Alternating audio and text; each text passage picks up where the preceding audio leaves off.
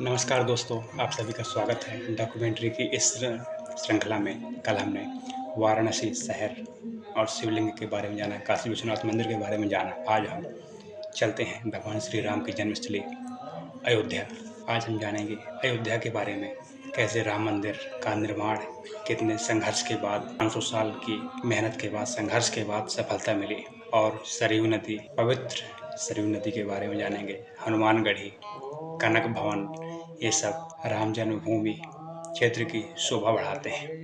वहाँ हनुमान जी आज भी जीवित हैं, आज भी विराजमान है। क्या हुआ जब औरंगजेब में मुगलों ने राम जन्मभूमि मंदिर को तोड़ करके अपनी बाबरी मस्जिद का निर्माण किया, एवं कैसे इतनी मेहनत लगी, 500 साल क्यों लग गए राम जी को मंदिर का रूप देने में। राम जी तो बैठे ही थे। 1949 में कैसा रहा राम जी का सफ़र, राम जन्मभूमि का सफ़र, और अयोध्या जिला आज भी क्यों इतना महत्व रखता है हमारे हिंदू धर्म में। आइए जानते हैं बिना किसी देरी के। ऐसे राम जन्मभूमि अयोध्या राम मंदिर को मेरा बारंबार प्रणाम। आइए वीडियो शुरू करते हैं। प्राचीन भारत के 7 सबसे पवित्र शहरों या सप्तपुरियों में से एक के रूप में प्रतिष्ठित अयोध्या पवित्र सरयू नदी के किनारे पर स्थित है। अवध क्षेत्र की पूर्व राजधानी अयोध्या भगवान राम के अनुयायियों के दिलों में एक विशेष स्थान रखती है, क्योंकि मनु के सूर्य वंश के वंशज राम इसके इतिहास से निकटता से जुड़े हुए हैं। अथर्ववेद के अनुसार देवताओं ने इस पवित्र स्थान का निर्माण किया था, जो स्वर्ग के समान समृद्ध था। धर्म ग्रंथ के अनुसार कोसल देश की राजधानी पर कई महान राजाओं ने शासन किया, जिसमें इक्ष्वाकु, पृथु, मांधाता, हरिश्चंद्र, सगर, भागीरथ जो गंगा जी को लाए थे, रघु, दिलीप, दशरथ और स्वयं भगवान राम शामिल थे। उनके शासनकाल के दौरान राज्य की भव्यता चरम पर थी और यह काल राम राज्य का सर्वोत्तम उदाहरण था।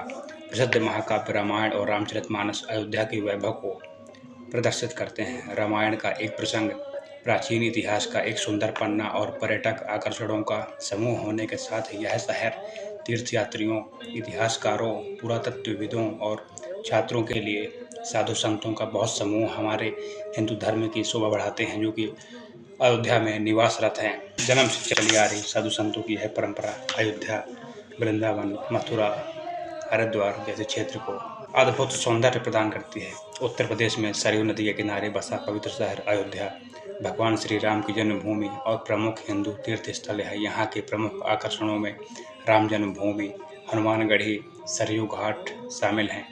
कनक भवन मंदिर भी है। सरयू घाट में भी शाम को आरती के लिए बहुत ही पवित्र आरती वहाँ की शोभायमान होती है। कनक भवन अपनी उत्कृष्ट वास्तुकला और राम सीता की मूर्तियों के लिए प्रसिद्ध है। राम की पैड़ी सरयू नदी के किनारे स्थित घाटों की एक श्रृंखला, गुप्तार घाट। ऐसा माना जाता है कि यह वह स्थान है जहाँ भगवान राम ने अंतिम सांस ली थी, उसको गुप्तार घाट बोलते हैं। अयोध्या को ऐतिहासिक रूप से साकेत के नाम से जाना जाता था।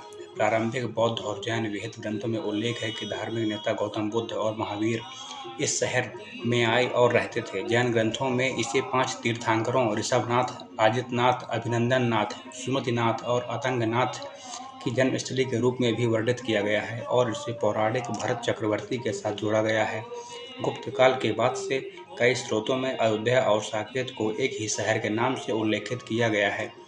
अयोध्या का पौराणिक शहर रामायण, जिसे वर्तमान में अयोध्या के नाम से जाना जाता है, कौशल के हिंदू देवता राम का जन्म स्थान और महान महाकाव्य रामायण और इसके कई संस्करणों की स्थापना की है।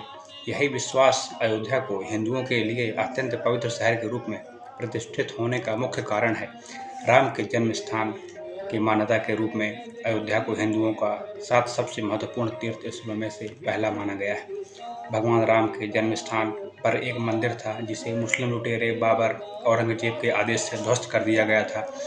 उसके स्थान पर एक मस्जिद बनाई गई थी। 1992 में उस स्थान पर विवाद के कारण भीड़ द्वारा भगवान राम के जन्म स्थान पर बने अवैध ढांचे को ध्वस्त कर दिया गया, जिसका उद्देश्य उस स्थान पर भगवान राम के एक भव्य मंदिर का पुनर्निर्माण करना था। सुप्रीम कोर्ट की 5 न्यायाधीशों की पूर्ण पीठ ने अगस्त से अक्टूबर 2019 तक स्वामित्व मामलों की सुनवाई की और फैसला की कि जिस स्थल पर मुस्लिम आतंकी बाबर के अवैध ढांचा बनाया था वही भगवान राम का जन्म स्थान है और इसे हिंदू मंदिर बनाने के लिए एक ट्रस्ट को सौंपने का आदेश दिया।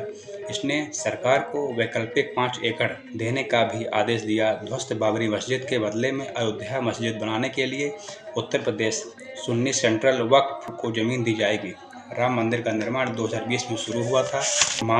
अब देखिए अयोध्या कैसे मानव सभ्यता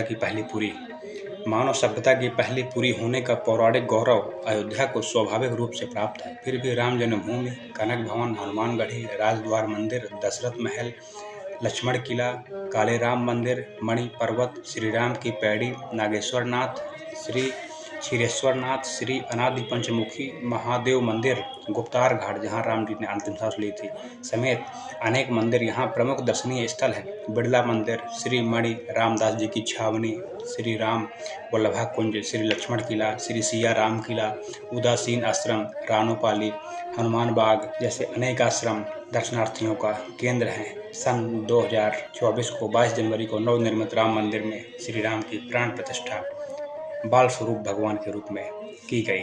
अयोध्या भारत के पर्यटन मानचित्र पर एक प्रमुख स्थल बनकर उभरा है। राम जन्मभूमि शहर के पश्चिमी हिस्से में स्थित रामकोट में स्थित अयोध्या का सर्व प्रमुख स्थान श्री राम जन्मभूमि है। श्री राम, लक्ष्मण, भरत और शत्रुघ्न चारों भाइयों के बाल रूप के दर्शन यहाँ होते हैं। यहाँ भारत और विदेश से आने वाले श्रद्धालुओं का इस साल भर आना जाना लगा रहता है। मार्च अप्रैल में मनाया जाने वाला रामनवमी पर्व यहाँ बड़े जोश और धूमधाम से मनाया जाता है। कनक भवन, अब देखिएगा अयोध्या की विशालता कितनी बड़ी है। हनुमानगढ़ी के निकट स्थित कनक भवन अयोध्या का एक महत्वपूर्ण मंदिर है। यह मंदिर सीता और राम के सोने मुकुट पहने प्रतिमाओं के लिए लोकप्रिय है। इसी कारण बहुत बार इस मंदिर को सोने का घर भी कहा जाता है। यह मंदिर टीकमगढ़ की रानी ने 1891 में बनवाया था। इस मंदिर के श्री विग्रह श्री सीताराम जी भारत के सुंदरतम स्वरूप कहे जा सकते हैं। यहाँ नित्य दर्शन के अलावा सभी समय या उत्सव भव्यता के साथ मनाए जाते हैं। अब हनुमानगढ़ी, हनुमान जी के राम भक्त हनुमान नगर के केंद्र में स्थित इस मंदिर में 76 कदमों की चाल से पहुंचा जा सकता है। अयोध्या को भगवान राम की नगरी कहा जाता है। मान्यता है कि यहाँ हनुमान जी सदैव वास करते हैं, आज भी वास करते हैं। इसलिए अयोध्या आकर भगवान राम के दर्शन से पहले भक्त हनुमान जी के दर्शन करते हैं। यहाँ का सबसे प्रमुख मंदिर हनुमानगढ़ी के नाम से प्रसिद्ध है। यह मंदिर राजद्वार के सामने ऊंचे टीले पर स्थित है। कहा जाता है कि हनुमान जी यहाँ एक गुफा में रहते थे। राम जन्मभूमि और रामकोट की रक्षा करते थे। हनुमान जी को रहने के लिए यही स्थान दिया गया था। प्रभु श्री राम ने हनुमान जी को ये अधिकार दिया था कि जो भी भक्त मेरे दर्शनों के लिए अयोध्या आएगा उससे पहले तुम्हारा दर्शन पूजन करना होगा। यहाँ आज भी छोटी दीपावली के दिन आधी रात को संकट मोचन का जन्म दिवस मनाया जाता है। पवित्र नगरी अयोध्या में सरयू नदी में पाप धोने से पहले लोगों को भगवान हनुमान से आज्ञा लेनी होती है। यह मंदिर अयोध्या में एक टीले पर स्थित होने के कारण मंदिर तक पहुंचने के लिए 76 सीढ़ियां चढ़नी पड़ती है। इसके बाद पवन पुत्र हनुमान की 6 इंच की प्रतिमा के दर्शन होते हैं, जो हमेशा फूल मालाओं से सुशोभित रहती है। मुख्य मंदिर में बाल हनुमान के साथ अंजनी माता की प्रतिमा है। श्रद्धालुओं को मानना है कि इस मंदिर में आने से उनकी सारी मनोकामनाएं पूर्ण होती हैं। मंदिर परिसर में मां अंजनी व बाल हनुमान की मूर्ति है, जिसमें हनुमान जी अपनी मां अंजनी को गोद में बालक के रूप में विराजमान है। इस मंदिर के निर्माण के पीछे एक कथा आती है। सुल्तान मंसूर अली अवध का नवाब था। एक बार उसका एकमात्र पुत्र गंभीर रूप से बीमार पड़ गया।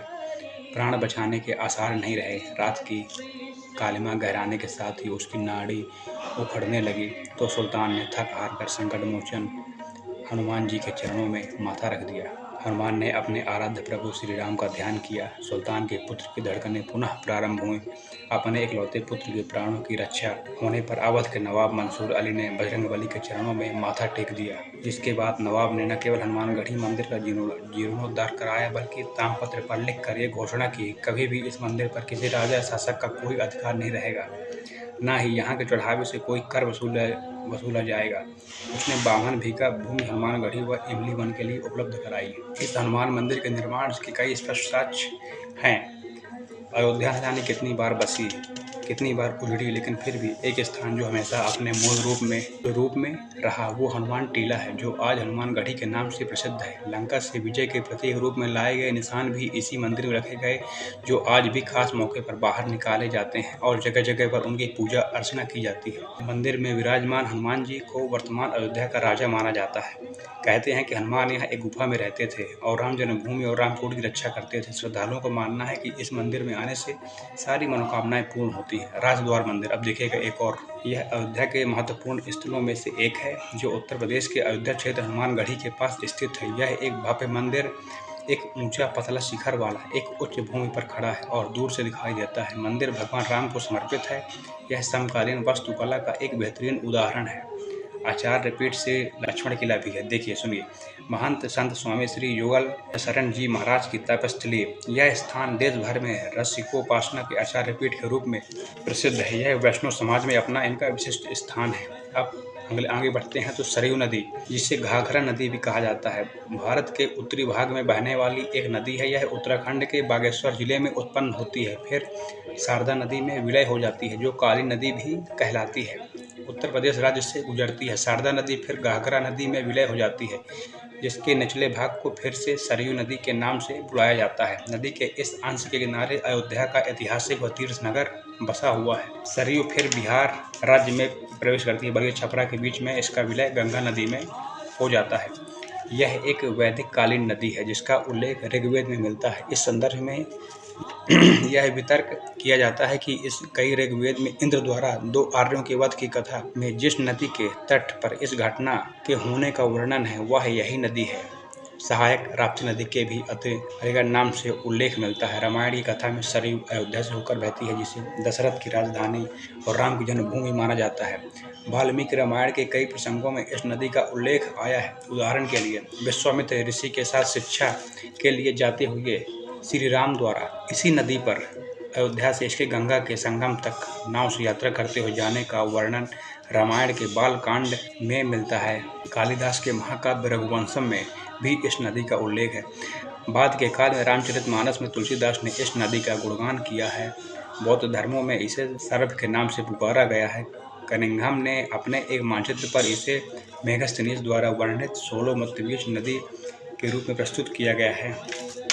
अयोध्या यदि हम आज भी जाते हैं ना दोस्तों, हमको ऐसा लगता है मानो जैसे हम किसी नए दुनिया में आ गए हैं, नए युग में आ गए हैं। अयोध्या में सतयुग, अब कुछ कलयुगी मनुष्यों के द्वारा माहौल वहाँ का भी खराब हो गया है। हर जगह पॉलिटिक्स हो गई है, हर जगह राजनीति हो गई है, लेकिन ऐसा दिल को जो सुकून हनुमानगढ़ी राम की पैड़ी में, कनक भवन में, राम मंदिर में मिलता है, यदि हम राजनीति को थोड़ी देर के लिए अलग कर दें ना, तो उस जगह पर कितने सारे साधु संत हैं।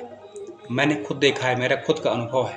सरयू नदी के पास घने जंगलों में अकेले गुप्त स्थान पर रहते हैं। बाढ़ आती है तो पेड़ में चढ़ जाते हैं।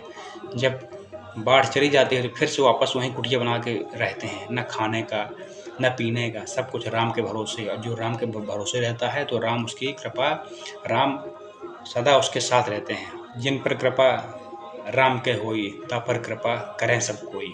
कहावत है ना, राम कृपा कछु दुर्लभ नाही। और जिन पर कृपा राम करें वो पत्थर भी तिर जाते हैं। इसलिए राम के भरोसे राम जन्मभूमि अयोध्या, पावन नगरी, प्रथम तीर्थ, प्रथम पुरी। आज भी सबसे ज़्यादा सन्यासी कहीं देखे जाते हैं तो वो एक राम जी की जन्मस्थली अयोध्या में है, अवध में है। सारी रामायण तुलसीदास जी ने अवधी भाषा में लिखी है। रामचरितमानस सबसे ज़्यादा पढ़ा जाने वाला, सुना जाने वाला काव्य ग्रंथ रामचरितमानस ही है। रामचरितमानस में, जिसको स्वयं शंकर जी भोलेनाथ ने लिखा है, भगवान राम बड़े दयालु हैं। हम सभी को पूर्ण श्रद्धा के साथ राम जी का जीवन सदाचार से रहा है। वो विष्णु के अवतार होने के बाद भी कभी ये नहीं लगा कि ये विष्णु की कला का मानव जीवन में उपयोग कर रहे हों, कभी नहीं। एक सामान्य मानव जीवन की तरह जीवन निर्वाह कर देना, ये मानवता का संदेश देना, समाज में संदेश देना कि शांति, प्रेम और व्यवहार से सब कुछ संभव है। यदि कुछ गलत भी हो रहा है तो उसको हम शांति और प्रेम के साथ ठंडे दिमाग से समझौता करके हम उससे आगे बढ़ सकते हैं। कोई चिंता इतनी बड़ी नहीं, कोई समस्या इतनी बड़ी नहीं कि वो इंसान के मन को, इस इंसान की शांति को विचलित कर दे, भंग कर दे। ये हम सबको राम जी से सीखना चाहिए। राम जी का जीवन, अच्छा पति, अच्छा बेटा। राम जी के पास क्या नहीं था? राम भक्त हनुमान, हनुमान जी इतने बड़े भक्त क्यों थे? राम के प्रताप के कारण थे। राम का जीवन का एक एक पल कीमती है और हम उससे सीख सकते हैं, बहुत कुछ सीख सकते हैं यदि हम चाहें तो। चाहे राम जी को काल्पनिक मान लो, चाहे कुछ मान लो, लेकिन उनका जीवन जो है वो तो सदा कोरा कागज सा रहा है। प्रातःकाल उठ के रघुनाथा, ना वही मात पितु सिर माथा। ये सब राम जी के जीवन से हम सभी को सीखना चाहिए। मैं तो व्यक्तिगत अनुभव से कहता हूँ कि जिसने राम जी के जीवन का छोटे से छोटी चीज भी यदि उसने अपना ली जीवन में अपने, तो वो सफल हो जाएगा, मानव जीवन में सफल हो जाएगा। यहाँ भौतिक संसार में पाने को कुछ नहीं है, खोने को भी कुछ नहीं है। हम जन्म के पहले भी खाली हाथ आए थे और मरने के बाद भी खाली हाथ ही रह जाएंगे। तो इस बीच का जो नियंत्रण करता है वो कौन है? हम तो नहीं है ना, वो प्रभु श्री राम ही हैं। किसकी क्या गति है राम जाने। इसलिए हम सभी को अपना नियंत्रण अपने हाथ में ना रख करके अपने जीवन की डोर प्रभु श्री राम को सौंप देनी चाहिए। आज हम अयोध्या की महिमा गुणगान करने के लिए, वीडियो बहुत लंबा हो जाएगा। अयोध्या का गुणगान हम शब्दों से तो नहीं कर सकते, भगवान राम का गुणगान हम शब्दों से तो नहीं कर सकते, वो इनसे कहीं परे हैं। कैसा लगा आपको ये मेरा वीडियो भगवान श्री राम की जन्मस्थली अयोध्या अवध नगरी पर? बताइएगा कमेंट करके ज़रूर। अच्छा लगे तो लाइक शेयर करिए, सब्सक्राइब करिए और बताइएगा मेरे को मैं अब अगला वीडियो किस पर डॉक्यूमेंट्री बनाऊँ और किस टाइप की बनाऊँ। ठीक है दोस्तों, मिलता हूँ फिर अगले ब्लॉग में, अगले वीडियो में। Thanks for watching.